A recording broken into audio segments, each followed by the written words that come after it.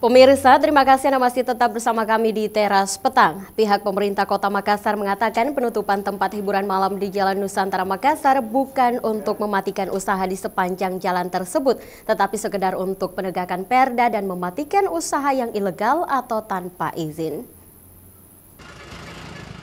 Muhammad Hamzah, Kasubag Pemberitaan Humas Pemerintah Kota Makassar menanggapi terkait kekhawatiran masyarakat jika usaha di sepanjang Jalan Nusantara Makassar ditutup.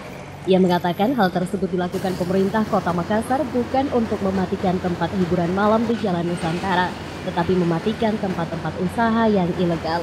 Usaha yang ditutup hanya yang tidak memiliki izin dan tempat hiburan yang dilengkapi dengan kamar.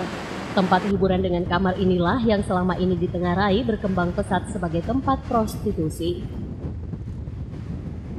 Ada juga anggapan yang mengatakan bahwa penutupan THM yang melanggar ini ataupun penutupan tempat prostitusi ilegal itu akan mengurangi atau menciptakan pengangguran terhadap pekerja-pekerja yang ada di sana. Sebenarnya tidak. Tempat hiburan malam yang sesuai dengan perda itu tidak mungkin akan diganggu. Cuma persoalannya apakah betul di sana semua sudah sesuai dengan perda? Tentu kan tidak. Bahkan tim kita sudah melakukan penelusuran di sana, ada beberapa tempat yang memang betul-betul sudah melanggar. Contoh misalnya tempat pijat segala macam dengan aturannya sampai misalnya pukul 10 malam. Itu bahkan melewati ambang batas yang ditetapkan. Demikian pula dengan ditemukannya ada kamar-kamar yang sebenarnya tidak boleh.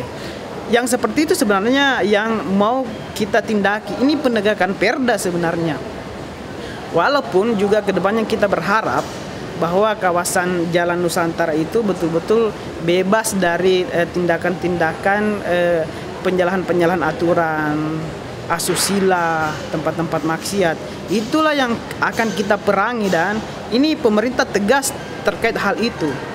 Jadi memang ketika ada masyarakat kita yang menganggap itu akan mematikan usaha orang, sebenarnya yang dimatikan ini hal-hal yang negatif dan itu tugas pemerintah untuk memberikan rasa nyaman, memberikan citra yang baik kota ini terhadap pandangan orang lain di luar.